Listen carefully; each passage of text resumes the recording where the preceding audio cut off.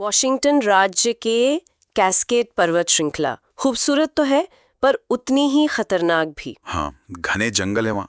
मतलब कोई इंसान चाहे तो गायब हो सकता है। और इन्हीं मुश्किल पहाड़ों के बीच छिपा था पीटर केलर का बनाया एक एक किला कह सकते हो, उसका कैंप केलर। आज हम पीटर केलर की इसी कहानी की थोड़ी गहराई में जाएंगे।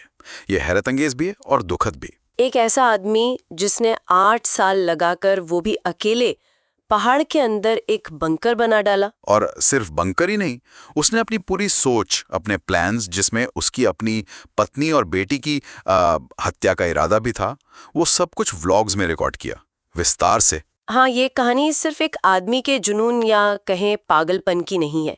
ये हमें सोचने पर मजबूर करती है। ये जो आजकल डूम्सडे प्रिपिंग का चलन है, मतलब कयामत की तैयारी। बिल्कुल। खासकर जब हम देखते हैं कि दुनिया के जो सबसे अमीर लोग हैं वो किस लेवल की तैयारी कर रहे हैं। उनके बंकर तो खैर उस पर आएंगे। हमारी आज की जो चर्चा है उसका आधार एक YouTube वीडियो का ट्रांसक्रिप्ट है, जी। जिसमें ये पूरा मामला और ये जो प्रेपिंग की दुनिया है इसकी पड़ताल की गई है। तो कोशिश करते हैं केलर के इरादों को समझने की, उसके व्लॉग्स को देखने की, और ये जो विरोधाभास है, मतलब उसका बंकर और अमीरों के बंकर, इसको समझने की। चलिए शुरू करते हैं कैंप केलर से ही। ये था कहाँ पर? ये सियाटल से कोई 25 मील पूर्व में था, पहाड़ों में। और ऐसी जगह कि जो सबसे नजदीकी पगडंडी थी ना, वहां से भी 1 घंटे की सीधी मुश्किल चढ़ाई थी। मतलब पहुंचना आसान नहीं था। बिल्कुल बिल्कुल नहीं। और उसे ढूंढना तो लगभग नामुमकिन था। पहाड़ की ढलान पर जैसे बेतरतीब टहनियों का ढेर लगा हो, उसके नीचे एक छोटा सा दरवाजा था, छुपा हुआ। और इसको बनाने में पीटर ने 8 साल लगा दिए। आप सोचिए, अकेले। हाँ, 8 साल। और क्या क्या सामान नहीं ढोया होगा उसने। 55 पाउंड की बीन्स की बोरियां, वाइन बनाने का सामान, प्रोपेन सिलेंडर, गैसोलीन, खाने के डिब्बे, पता नहीं क्या क्या। वो भी अपनी पीठ पर लाद कर उस मुश्किल रास्ते पर। चाहे बर्फ हो, बारिश हो, वो लगा रहा। इंजीनियरिंग के नजरिए से अगर देखें तो ये काफी प्रभावशाली था, है ना? बिल्कुल। उसने सिर्फ गड्ढा नहीं खोदा था, उसने पहाड़ के अंदर लकड़ी का एक पूरा ढांचा खड़ा किया था, जैसे कोई अंडरग्राउंड लकड़ी का घर हो। अच्छा। सामान ऊपर नीचे करने के लिए पुली सिस्टम भी था। बिजली के लिए जनरेटर, लाइट के स्विच बकायदा लगे हुए थे। पानी का इंतजाम कैसे किया था? पास में ही एक धारा बहती थी, आहा। वहां से पाइप लगाकर पानी ले आया था। आहा। लकड़ी जलाने वाली भट्टी थी, हवा आने जाने का रास्ता, मतलब वेंटिलेशन भी था। और अंदर सामान क्या क्या था, मतलब क्या जमा किया था उसने? अरे पूछिए मत। हजारों गोलियां, राइफलें, ईंधन, बुलेट प्रूफ जैकेट, दूरबीनें, बंदूक के स्कोप्स, पानी, कोक, वोडका। उसकी पसंदीदा चॉकलेट्स भी थी शायद, 100 ग्रैंड बार्स। हाँ हाँ, वो भी। और तो और विंडेक्स, खिड़की साफ करने वाला, और लॉन्ड्री डिटर्जेंट तक रखा हुआ था। गजब है। जैसा उसने खुद एक व्लॉग में कहा था, यहाँ बिना बाहर निकले महीनों तक रह सकता हूँ। और उसने ये पूरा प्रोसेस, ये जो बनाने का काम था, सब व्लॉग्स में रिकॉर्ड किया। ये व्लॉग्स कैसे थे, मतलब क्या दिखता था उनमें? कैमरा एंगल बड़ा अजीब रहता था। ज्यादातर सिर्फ उसका चेहरा दिखता था और पीछे आसमान। शायद लोकेशन छिपाने के लिए ऐसा करता था। हाँ, ये हो सकता है। और अक्सर उसके बाल बिखरे होते थे, चेहरा थका हुआ।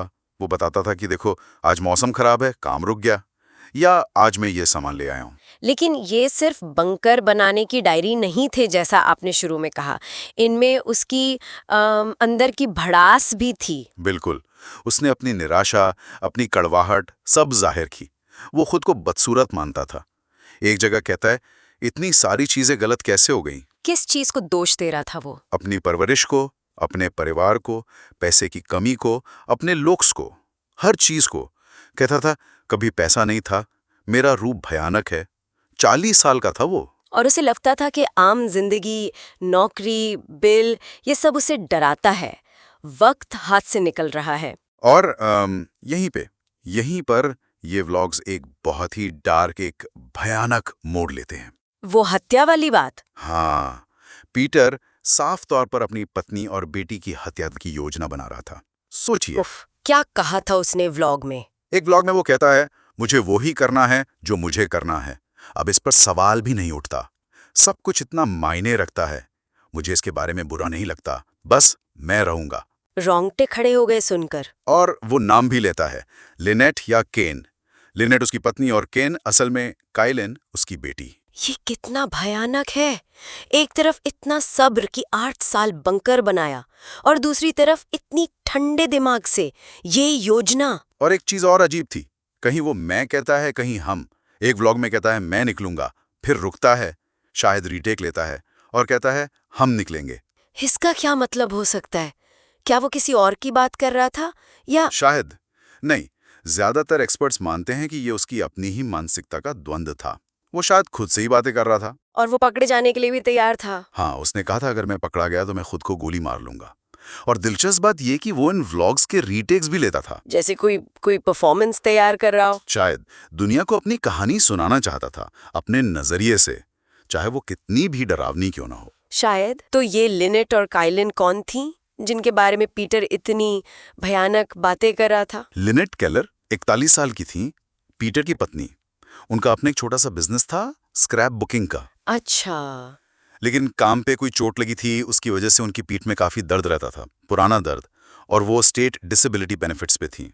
उन्हें इस बात का अफसोस भी था कि वो घर चलाने में ज्यादा मदद नहीं कर पा रही। हाँ, और जानने वाले बताते हैं कि वो काफी मिलनसार थीं और हर छोटी चीज के लिए मतलब शुक्रगुजार रहती थी। और बेटी काइलिन? काइलिन 18 साल की, वो बस हाई स्कूल से निकली थी और बेलेव्यू कॉलेज जाने की तैयारी में थी। उसे किस चीज में दिलचस्पी थी? उसे पर्यावरण में, वीडियो गेम्स में और वीडियो बनाने में। कुछ शौक तो उसके अपने पिता पीटर जैसे ही थे। मतलब एक आम पिता बेटी जैसा रिश्ता था उनका। हाँ, बिल्कुल। एक वीडियो का जिक्र आता है जिसमें वो मजाक में पीटर से पूछती है कि क्या वो उसकी तस्वीर ईबे पर बेचेगा। तो हाँ, एक नॉर्मल रिश्ता लगता था। और लिनेट के भी अपने व्लॉग्स थे, उनमें वो पीटर के बारे में क्या कहती थी? हाँ, बिल्कुल उलट। वो पीटर की तारीफ करती थीं, बताती थीं कि कैसे पीटर ने उसके आराम के लिए रिक्लाइनर खरीदा या क्राफ्ट स्टोर जाने के लिए $20 दिए। वो कहती थी कि वो बहुत अच्छा आदमी है। हाँ, कहती थीं वो बहुत अच्छा आदमी है, मेरे साथ टिका रहा, मुझे बिगाड़ता है, मुझे दर्द में देखना उसे पसंद नहीं। उसे पूरा यकीन था कि रिटायरमेंट तक वो लोग करोड़पति बन जाएंगे। और उसकी अपनी इच्छाएं बहुत मामूली थीं, स्क्रैप बुकिंग के लिए रिबन वगैरह। हाँ, बिल्कुल। लेकिन पीटर की दुनिया तो बिल्कुल अलग चल रही थी। जैसा आपने बताया, वो व्लॉग्स में लिनेट को एक बोझ समझ रहा था। हाँ, कहता था पत्नी मेरा सारा पैसा चूस लेगी। कितना कितना बड़ा विरोधाभास है ये। बाहर से सब नॉर्मल लग रहा है पर अंदर इतना अंधेरा। दोस्तों, परिवार को कुछ अंदाजा नहीं था। उन्हें लगता था कि शायद कुछ मुश्किल वक्त से गुजर रहे हैं। लिनेट के परिवार ने बाद में बताया कि उन्होंने नोटिस किया था कि पीटर कैसे सबसे कटता जा रहा है। क़यामत को लेकर उसका जुनून बढ़ रहा है और वो कंजूस भी हो गया था। लिनेट को उनसे पैसे मांगने पड़ते थे कभी-कभी। और घर में एक कुत्ता भी था, डीनो। हाँ, डीनो। वो अक्सर लिनेट के वीडियोस में दिखता था और पीटर उसे अपने साथ जंगल ले जाता था जब वो बंकर पर काम करने जाता था। तो क्या परिवार को बंकर के बारे में पता था?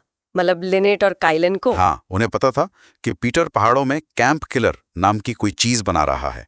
काइलिन का बॉयफ्रेंड भी जानता था। लेकिन शायद उन्हें ये नहीं पता था कि वो असल में क्या है, कितना बड़ा है, या पीटर के इरादे क्या है। शायद नहीं, उनके लिए ये बस पिताजी का एक अजीब सा शौक रहा होगा। यहीं पर ये डूम्सडे प्रिपेयरिंग वाला एंगल आता है जो काफी दिलचस्प है। हाँ, स्रोत में प्रिपर और सर्वाइवलिस्ट में एक फर्क बताया गया है। क्या फर्क है? प्रीपर्स आमतौर पर संसाधन जमा करने पर ज्यादा ध्यान देते हैं।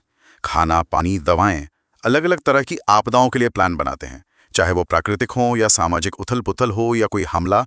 और कई बार उनका ध्यान समुदाय पर भी होता है। अच्छा, और सर्वाइवलिस्ट? सर्वाइवलिस्ट ज्यादातर अकेले या छोटे ग्रुप में होते हैं।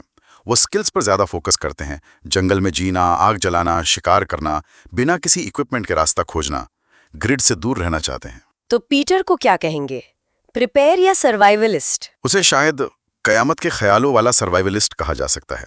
उसका फोकस पूरी तरह से खुद पर था, किसी समुदाय या किसी और पर नहीं। लेकिन पीटर का ये जो बंकर था जो उसने खुद बनाया, ये उन आलीशान बंकरों के सामने तो कुछ भी नहीं है जो आजकल दुनिया के कुछ सबसे अमीर लोग बनवा रहे हैं। अरे बिल्कुल नहीं।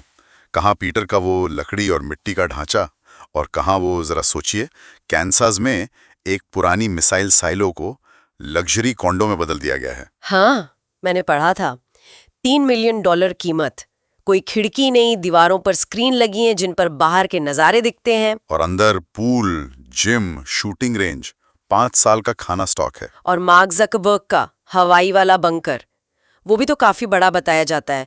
5000 स्क्वायर फीट अंडरग्राउंड। अपनी एनर्जी, अपना खाना। और फिर वो स्विस कंपनी है ओपिडम, वो तो मौजूदा हवेलियों के नीचे, मतलब घर के नीचे ही 10,000 स्क्वायर फीट तक के कस्टम बंकर बना देती है। 10,000 स्क्वायर फीट? हाँ, और वो नेटो ब्लास्ट मानकों के हिसाब से बने होते हैं, मतलब बड़े धमाके झेल सकते हैं। एयरलॉक, पाम स्कैनर, 16 फीट ऊंची छतें, अंदर car gallery, art gallery, indoor garden, pool, gym, home theatre, क्या नहीं होता उनमें। शुरुआती कीमत ही $10 मिलियन है, जो कस्टम बनाने पर सैकड़ों मिलियन तक जा सकती है। तो सवाल वही है, ये अमीर लोग ऐसा क्यों कर रहे हैं? सिर्फ डर है या कुछ और? एक इन्वेस्टमेंट मैनेजर का जिक्र है जो कहता है कि उसके पास हमेशा एक तैयार हेलीकॉप्टर, बंकर, बंदूकें और सोने के सिक्के रहते हैं। और टेक इंडस्ट्री के लोग, वो भी डिनर पर बैकअप प्लान डिस्कस करते हैं, दूसरे पासपोर्ट, सुरक्षित ठिकाने। हाँ, बिटकॉइन, तैयार बैग्स। रेडिट के जो पूर्व सीईओ थे उन्होंने इसे रिस्क मैनेजमेंट कहा था कि भाई कम संभावना है, लेकिन अगर कुछ बड़ा हो गया तो उससे बचने का तरीका। लेकिन फिर भी वो सवाल मन में आता है, ये लोग ऐसा क्या जानते हैं जो हमें नहीं पता? खैर, ये एक अलग बहस है। वापस पीटर केलर पर आते हैं। 22 अप्रैल 2012 सुबह का वक्त, नॉर्थ बेंड वॉशिंगटन में जो केलर का घर था, पड़ोसियों ने वहां से धुआं उठता देखा। और जब फायर डिपार्टमेंट पहुंचा तो उन्हें साफ लगा कि ये आग लगाई गई है। हाँ बिल्कुल, घर के बाहर गैस के कैन रखे थे, अंदर रखे थे, स्टोव चालू था और उस पे भी एक बड़ा कैन रखा था।